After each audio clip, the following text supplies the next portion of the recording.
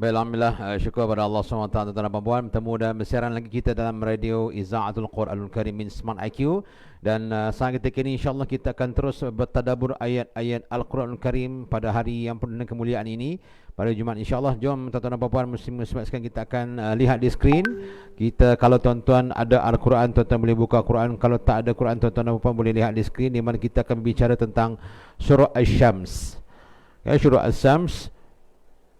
Ya, kita lihat surah Syam, mungkin tak ambil semua sebab memandangkan masa yang sangat-sangat terhad kepada kita hari ini. InsyaAllah kita akan melihat surah Asy-Syam bermula pada ayat yang ke-7. Okey, tuan-tuan boleh lihat ayat ke-7 insyaAllah. Ayat ke-7. Okey, baik. Di mana bermula pada ayat ke-7, kita akan bincang sampai ayat yang waqad kadzdzaba samud bittaqwa, sampai ayat ke-11. Okey, okey, sampai ayat ke-10. Okey, ayat 7, 8, 9, 10. Okey, 7, 8, 9, 10. Ada 4 ayat yang akan kita lihat pada hari ini insyaAllah. Mungkin ada kesempatan kita akan berpindah pada ayat yang lain. Kita akan mencari surah-surah tertentu untuk kita bincang dan tadabbur insyaAllah. Di mana pada ayat 7 Allah Subhanahu wa taala berfirman, a'udzubillahi minasyaitonir rajim, wa nafsin wa ma sawwaha fa alhamaha fujuraha wa taqwaha qad aflaha man zakkaha wa qad khaba man dassaha. Allah sebut wa nafsin wa ma sawwaha, dan diri, dan demi nafsu, demi dan wa ma sawwaha, dan apa yang diciptakan padanya. Fa alhamaha, maka diilhamkan, dijadikan, diciptakan pada diri dan nafsu itu fujuraha, al-fujur dan taqwa. Ada dua, al-fujuraha wa taqwaha. Ada buruk dan ada yang baik. Buruk disebut sebagai al-fujur dan baik disebut sebagai at-taqwa. Qad aflaha man zakkaha, maka berjaya dan menanglah orang yang membersihkan jiwanya. Wa qad khaba man dassaha, dan rugilah dan celaka dah dan malapetakalah bagi mereka man dassaha, berkai siapa yang mengotorinya. Tuan-tuan dan puan, dalam ayat ini Allah Subhanahu wa taala menceritakan tentang diri kita, penciptaan diri kita, kan? Penciptaan. Jadi kita dalam penciptaan jiwa. Bila Allah mencipta jiwa manusia ni, maka Allah lagi berikan kepada manusia jiwa ada dua. Sebab kita makhluk Allah Subhanahu wa taala ini, tuan-tuan dan puan, ada tiga. Okey. Makhluk pertama, makhluk disebut sebagai makhluk disebut sebagai malaikat. Okay, malaikat ni makhluk yang tidak pernah melakukan kejahatan, always taat pada Allah. Okay, Allah kata A lah, dia takkan tanya banyak B, kenapa A, kenapa tidak B, kenapa C, kenapa tak ambil D. Jadi Allah, apa yang Allah suruh, maka sami'na wa ata'na, maka mereka akan dengar dan mereka akan taat. Ini adalah malaikat, makhluk Allah bernama malaikat. Yang kedua disebut sebagai syaitan, ataupun kita sebut keturunan dari iblis, syaitan. Syaitan ini, tuan-tuan dan puan, makhluk yang sentiasa ingkar pada Allah. Allah suruh A, dia akan buat B. Kan? Allah suruh B, dia akan buat A. Dia tak akan buat apa yang Allah suruh buat. Maka dia ni seorang makhluk yang ingkar pada Allah Subhanahu wa taala. Yang ketiga ada makhluk bernama al-insan ataupun manusia. Al-insan yang garis kasar bahasa al-insan ni berasal daripada nasia, iaitu lupa. No? Jadi manusia ni dua-dua ada. Khaba man dasa wa ni falahama fujurha wa taqwa, diberikan dua, baik dan buruk. Jadi dalam jiwa kita ni ada baik dan buruk, tuan-tuan dan puan sekalian. Jadi Allah bagi kita dua pilihan, nak pilih yang baik atau buruk. So kalau malaikat, mereka kepilih yang baik. Kalau syaitan memilih yang buruk. Kalau manusia ada dua pilihan, iaitu boleh memilih yang buruk dan boleh memilih yang baik. Oleh itu, tuan-tuan dan puan, muslimin muslimat yang dirahmati oleh Allah Subhanahu wa taala sekalian, Allah Subhanahu wa taala menerangkan kepada kita, bila ada dua benda ni, maka mana yang kita nak pilih. Maksud manusia ni, dia buat pilihan. Dia nak bercakap benda baik atau bercakap benda buruk. Kan? Dia nak bercakap benda yang fakta ataupun dia nak memfitnah. Kalau ada mata, nak lihat benda baik atau nak lihat benda buruk. Telinga, dia nak dengar benda yang baik ataupun benda yang buruk. Baik, contoh kita mendengar Al-Quran, zikir, tazkirah. Buruk, kita mendengar umpatan, adu domba. Kan? Kaki nak berjalan ke tempat baik atau jalan tempat buruk, dia bergantung kepada kita, tuan-tuan dan puan. Sebab itu Allah Subhanahu wa taala mengatakan fa alhamaha fujuraha wa taqwa, Allah bagi keburukan dan Allah bagi kebaikan. Okey, maka keburukan dinamakan sebagai al-fujur, kebaikan disebut sebagai at-taqwa. Di sini, tuan-tuan dan puan, okey, nampak? Maka bila pilihan, Allah berikan pilihan kepada kita, maka pilihan inilah yang manusia kena buat pilihan. Hidup ni adalah satu pilihan. Sebab itu antara benda yang paling payah dalam kehidupan saya adalah untuk membuat keputusan. Yang paling payah dalam hidup kita, tuan-tuan dan puan, tuan-tuan percaya atau tidak, sebenarnya benda yang paling sukar dalam hidup kita ialah untuk membuat keputusan. Nak buat keputusan ni yang payah.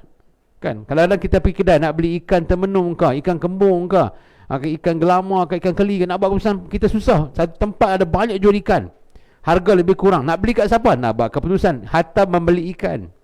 Anak dah keluar SPM, kalau nak buat, dapat tawaran banyak, dapat sekolah semua bagus-bagus dapat, nak buat keputusan. Jadi kita kena tahu bahawa, tuan-tuan dan puan-puan, kita nak buat keputusan ni susah.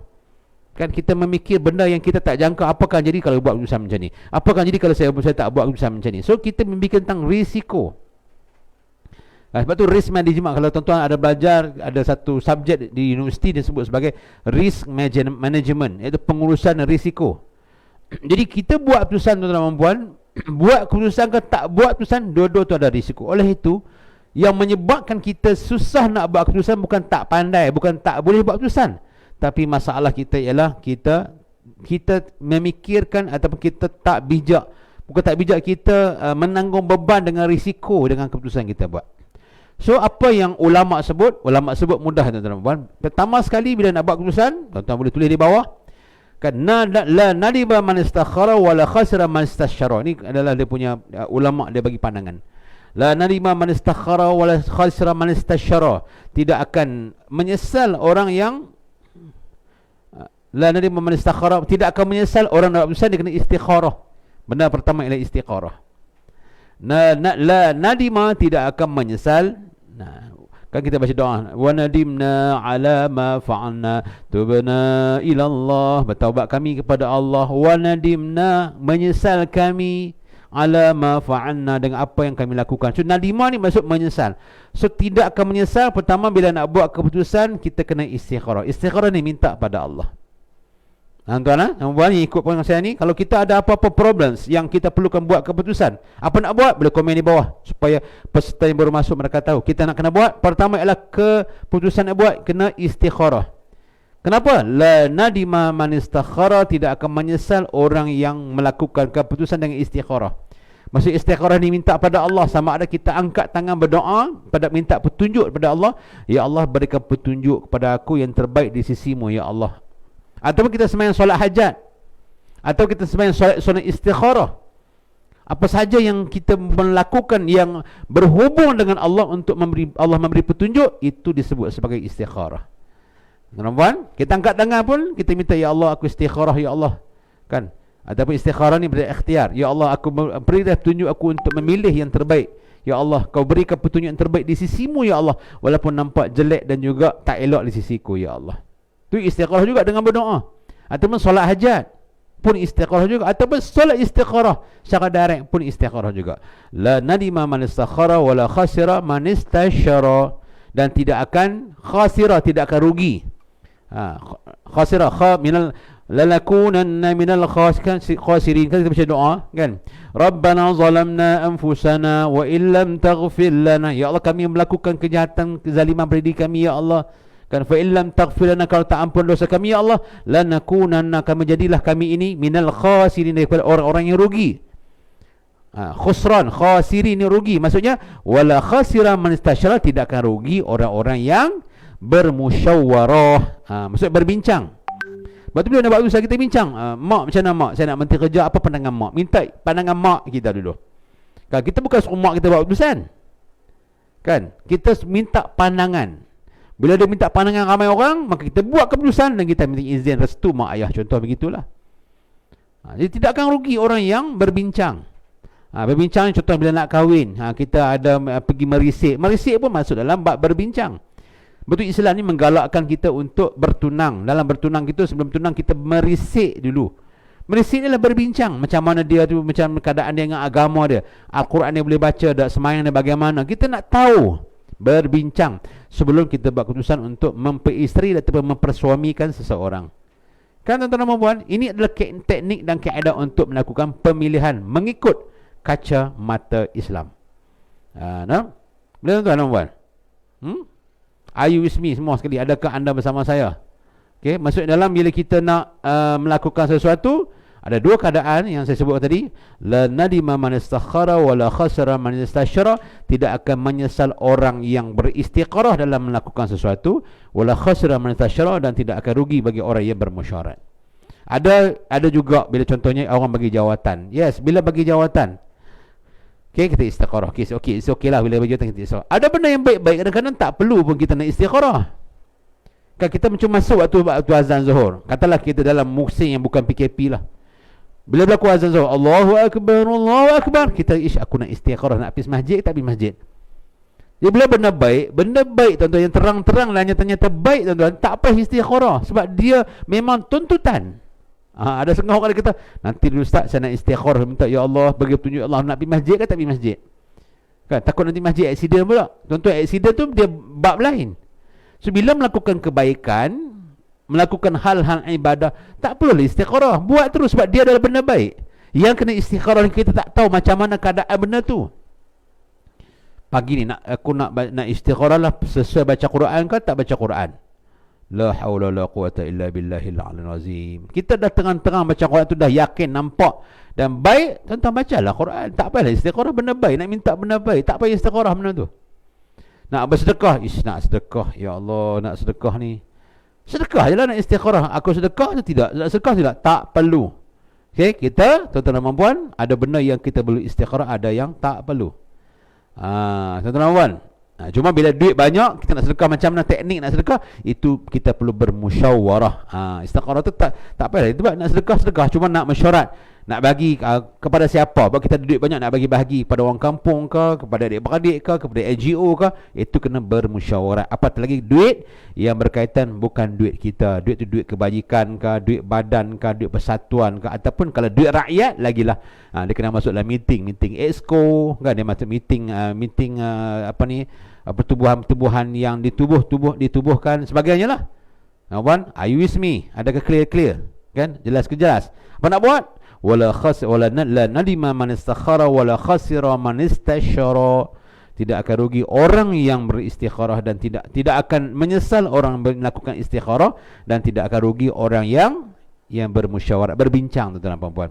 Ini teknik dan kaedah kita berbincang. Jadi bila kita buat, maka kita tahu bahawa risiko tu ada. Risiko tu ada. Contoh kita kata kita nak pi mana, nak belajar, contoh nak belajar, nak sambung. Dia pelajar SPM telah pun diumumkan keputusan ataupun staff STPM, dia dapat dia nak pergi 2-3 tempat sekolah di universiti kan. Dia pun istikharah, dia dapat banyak tawaran. Contohlah istikharah lah, semua baik, tapi nak pilih yang mana istikharah kan. Istikharah dapat universiti, masuk-masuk ada problems. Bila ada problems, problem itu ialah suatu yang disebut sebagai cabaran kehidupan. Mana hidup tak ada cabaran? Cabaran yang Allah bagi adalah untuk upgrade hidup kita. Bila kita pergi tiba ada cabaran, itu risiko. Risiko itu cabaran untuk Allah upgrade minda dan juga cara kita bertindak. Cara bertindak itulah menentukan kematangan hidup kita. Jadi Allah letakkan yang terbaik bila kita minta pada Allah. Bila minta pada Allah, sebenarnya Allah akan mempermudahkan cabaran kita. Cuma kita usaha sikit je lah, bagi dapat asbabul musabab tu, bagi dapat sebab untuk Allah mudahkan. Jangan sampai tak usah langsung. Tuan-tuan, faham ni tuan-tuan? Okay. So kita berusaha sedikit, insya-Allah Allah akan memberikan yang terbaik kepada kita. Jadi saya sebut tadi bahawa benda yang paling susah di kalangan kita ialah untuk kita membuat keputusan. Itu susah tuan-tuan. Ya, nak memilih ni susah. Sebab hidup adalah satu pilihan. Tuan-tuan kena pilih. Sebetulnya ayat ini Allah melihat bahawa kita kena pilih, nak pilih yang jahat ke yang baik. Ini pun susah tuan-tuan. Nampak macam ni, nak baik lah Ustaz. Memang kita nak pilih yang baik, tapi tuan-tuan dan puan ada dua keadaan. Pertama, kita kadang-kadang kita terpengaruh untuk memilihkan kejahatan. Ataupun yang kedua, zaman fitnah di akhir zaman ni, kita nampak benda tu baik, sebenarnya benda tu jahat. Nampak benda tu jahat tapi benda tu baik. Asa an takrahu syai'an wa huwa khairul lakum. Kan? Kadang-kadang ada benda tu nampak kita tak suka, tapi benda tu baik untuk kita. Apa nak buat? Minta pada dia. Itulah cara dia. Sebab tu kita tak boleh tinggal semayang, kan? Tak boleh tinggal doa pada Allah. Kita sentiasa berdoa pada Allah untuk Allah Subhanahu Wa Taala memberikan yang terbaik kepada kita. Kalau tak minta pada Allah, soalan ni tuan-tuan dan puan, kepada siapa lagi kita tuan-tuan dan puan nak minta? Kita hanya ada Allah tuan-tuan. Duit tak ada. Tuan-tuan bila keadaan macam ni, kita tengok dalam kes bunuh diri banyak tuan. Kenapa orang bunuh diri? Sebab dia tak nampak bahawa Allah tu ada. Kalau dia nampak Allah tu ada, dia takkan bunuh diri. Walaupun tertekan macam mana sekalipun. Tuan-tuan, tertekan macam mana sekalipun, kita tahu bahawa membunuh diri hukumnya ialah berdosa besar, akan dicampakkan oleh Allah ke dalam neraka Allah. Orang mukmin berfikir begitu tuan-tuan, ya? Orang ada iman. Orang yang ada iman, kadang-kadang dia nama Islam tapi takut iman tak ada dalam diri dia. Maka dia terjunlah bangunan, dia terjunlah jambatan, dia buatlah benda-benda. Tuan-tuan dan puan-puan, tuan-tuan dan puan jangan buat kerja lagu tu. Sebab tuan-tuan dan puan ikut program saya hari ini, tuan-tuan dan puan, saya beritahu tuan-tuan dan puan bahawa orang beriman, insya-Allah tuan-tuan dan puan, dia akan buat pilihan berlandaskan kepada Allah Subhanahu Wa Taala. Dia minta kepada Allah. Kemudian tiba-tiba buat keputusan macam tu juga ustaz. Susah juga. Susah itu dianggap sebagai cabaran yang Allah akan mudahkan cabaran tersebut dengan sebab apa? Sebab kita minta petunjuk daripada Allah. Ya Allah beri petunjuk, ya Allah beri laluan, ya Allah beri buka jalan, ya Allah. Begitulah ibarat tuan-tuan dan puan-puan, dalam keadaan kita pandemik Covid hari ini, kita tak boleh lah kita nak nampak sebabnya sebab kita semua orang terkesan, bukan siapa, semua orang terkesan. Dan puan, apa yang di situlah sebenarnya Allah nak melihat, Allah nak menguji tahap nilai keimanan kita pada Allah Subhanahu Wa Taala. Kadang-kadang daripada kita banyak, kadang-kadang jangan jadi macam kadang-kadang kita masuk dalam jabatan netizen, kita pula jadi orang banyak yang komen. Falsafah hidup saya mudah tuan-tuan dan puan, kita kurangkan komen, kurangkan komplain, Allah akan beri kepada kita nikmat yang Allah memberikan kita rezeki yang sangat banyak. Kadang-kadang rezeki terhalang sebab dosa, mungkin kan, rezeki terhalang sebab dosa, satu. Rezeki terhalang sebab maksiat kita buat, dua. Rezeki juga terhalang sebab kita ni banyak komen kepada Allah, tak banyak bersyukur.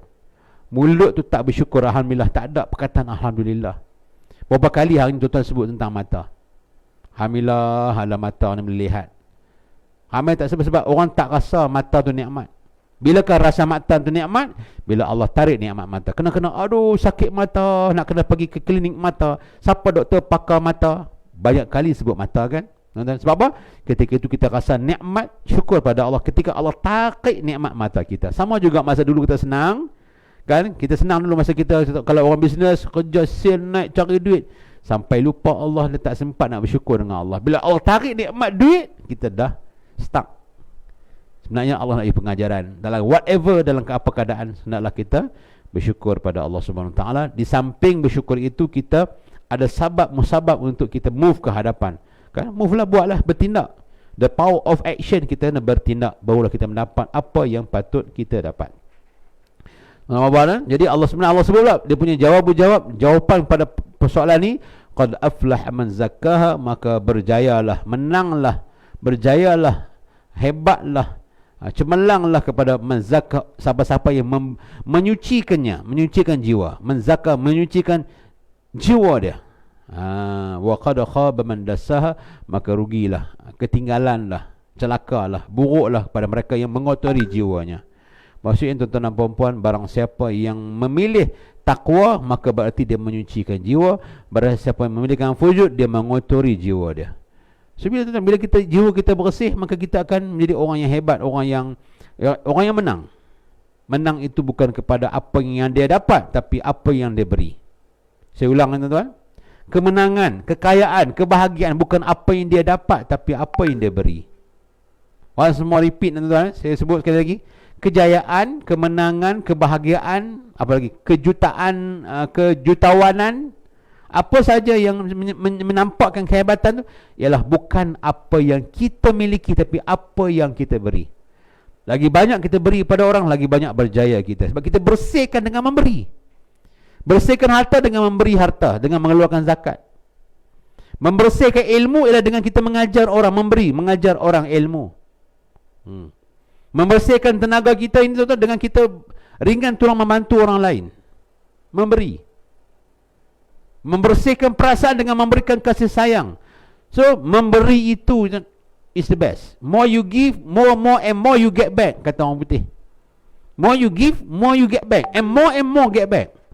Kita beri 1, dapat 1000. Begitulah ibaratnya tuan-tuan dan puan-puan, muslimin muslimat sekalian.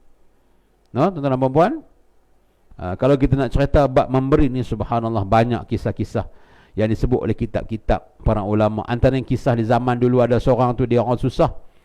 Dia orang susah, dia buat kabu, dia buat jual, dia jual kabu, dia jual bantal. Begitulah bahasa kita, bantal. Kan, dia jual bantal. Dia orang susah. Bila dia jual dapatlah satu dirham. Dirham, dah dapat dirham. Dia balik, itulah yang digunakan untuk makan suami isteri makan. Kan, bila satu hari kan, dia pun pilah jual bantai. Jual bantai, dia tengok ada orang susah. Kan? Bila orang susah, dia dapat satu dirham, duit satu dirham tu yang dia ada habar nak makan pun, dia pergi sedekah kat orang susah tu. Bila dia balik, dia jumpa bini dia kata, mana kali nak beli apa abang? Tak ada apa-apa dah ni, sebab abang sedekah habis duit semua yang dapat. Dia bagi, dia memberikan semua apa yang dia dapat. Ni payah kita dapat. Kita nak dengar cerita tu supaya kita dapat inspirasi, inspire. Kan? Jadi tapi bini ni jenis bagus. Bini dah tak apalah abang tengok apa yang ada, abang buat pergi jual lagi. Kan? Dia pun pilih ambil apa yang ada, kan, buat satu bantai pergi jual lagi dekat di pekan. Pergi keluar di suk, makin suk dia pergi jual. Tu bini yang bagus. Kalau bini tak bagus, yang mampu. Itulah abang. Lu kira baik dengan orang, kita nak kedarah apa pun tak ada, nak makan apa tak ada, abang nak tolong orang ni, tolong pasal apa? Dapat bini macam tu mampu. Kan? Sebab kita fikir tentang diri kita. Maka dia kata, tak apalah bang, usahlah tengok apa yang ada. Maka dia pun keluar pergi buat bantai. Dia pergi buat bantai, dia pergi jual. Bukan itulah dia punya kisah dia, no? Kemudian bila dia jual, tak laku juga. Bila tak laku juga, maka bila dia balik tu, dia jumpa seorang yang dia jual ikan. Bila jual ikan tu pun tak laku. Hak jual ikan tak laku. Sedangkan dia cari duit sebab nak makan. Dia perlukan beli makanan ikan dan sebagainya. Bila ikan tak laku, nampak ikan tak mana elok, dia nampak ikan orang tak elok. Bila orang tak beli ikan tu, maka dia jumpa orang jual ikan, dia kata, mau dah kita tukar dua benda ni. Kan, hang tak laku, hang ambil bantai aku ni, aku ambil ikan hang. Kan, maka dua-dua setuju, maka pun dia bagilah dengan anggaran nilai yang sama, satu dirham. Dia bagi satu dinar, satu dirham lebih kurang tu lah tuan. Saya lupa lah dinar ke dirham, no. Maka tukarlah tuan yang jual bantai ni dengan tuan yang jual ikan. Bila balik ikan ni tuan-tuan dan puan, maka balik bini dia nak bersiang, masak lah. Masak, kita tengok Masya Allah, dalam perut ikan tu ada mutiara. Bila ada mutiara tuan-tuan dan puan, bila ada mutiara ni, bila dia dapat mutiara tu, dia pergi kedai tanya, berapa harga mutiara? Korang tu terkejut, dia kata, ni mahal ni. Mahal. Kalau saya nak ambil ni, saya ambil dengan harga yang sangat mahal. Saya tak ingatlah berapa harga tu, saya pun tak ingat dah tuan-tuan. Buku ni Ustaz lama dah. Kan, 20 dirham ke 20 ribu lagu itulah lebih kurang. 20.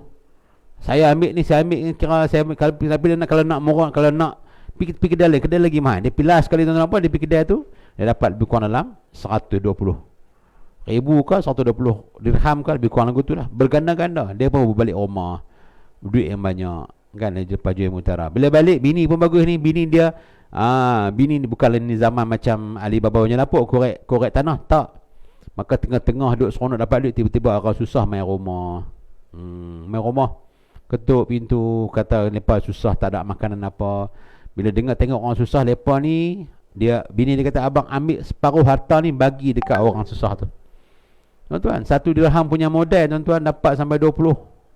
Tuan-tuan, maka dia ambil, maka diberikan separuh harta kepada orang susah mai. Ada 2 orang susah mai, kan, bagi dia bagi, kan, kalau ikut sayang lah, tapi dia bagi, kan. Sebab apa tu kata, orang yang kaya, orang yang senang orang bagi, dia banyak memberi, bukan dia memiliki. Bukan macam kita tuan-tuan, duit banyak kedekut simpan, bakhil nak bagi pada orang. Kita bukan orang senang. Bila bagi tuan-tuan dan puan, tiba-tiba seketika lepas tu, orang yang bagi duit tu mai balik, bagi balik duit tu dekat si peniaga ni, hak jual bantai ni. Kata, kami tak mau ambil duit ni. Pasal apa? Kami ni bukan sangatlah nak duit tu, tapi kami adalah utusan Allah, malaikat. Kan, malaikat Allah nak, kadang-kadang Allah nak menguji kita. Bila dapat nikmat, Allah uji, tengok. Dulu susah minta ke Allah, Allah bagi kaya senang. Tapi bila Allah minta sikit keluar zakat, kita tak mau keluar zakat. Ni ujian Allah nak uji lagu tu lah. Tuan-tuan, dulu masa tak ada anak, janji nazar macam-macam, nazar nak sembelih kambing apa semua. Dah dapat anak, lupa dah dengan kebaikan. So kita tuan-tuan dan puan, samalah orang yang hebat ialah orang yang memberi. Sama juga qad aflah man zakkaha, orang yang berjaya ini adalah orang yang membersihkan hati dia. Jadi hati bersih ni dia kena memberi. Dia bukan menyimpan. Harta yang bersih adalah harta yang diberi, bukan yang disimpan. Tuan-tuan dan puan, Jadi banyaklah memberi dalam hidup kita, maka memberi itulah akan memberikan kesenangan, kejayaan. Wa qad khaba man dasaka, rugilah orang yang mengotori jiwanya dengan melakukan maksiat, dengan tidak bertaubat pada Allah Subhanahu Wa Taala. Melakukan kesilapan is okay lah, bagi kita manusia ni kadang-kadang tak sedang kan, tetapi lagi silap ialah kita tidak memohon maaf dan bertaubat pada Allah Subhanahu Wa Taala. Tuan-tuan dan puan muslimin muslimat sekalian, jadi ayat yang ke-7 hingga ayat ke-10 kita hurai pada hari ini tuan-tuan dan puan. Mudah-mudahan ayat dan perbincangan kita ini diberkati oleh Allah Subhanahu Wa Taala secara ringkas dan santai, tapi insya-Allah sampai. Kita berbicarakan tentang surah, iaitu surah Asy-Syams, bermula ayat yang ke-7, 8, 9 dan 10 dalam Ramadan. InsyaAllah mudah-mudahan diberkati oleh Allah Subhanahu Wa Taala. Saya doakan mudah-mudahan tuan-tuan diberkati insya-Allah. Jangan lupa tuan-tuan, sebentar lagi kita take off dulu.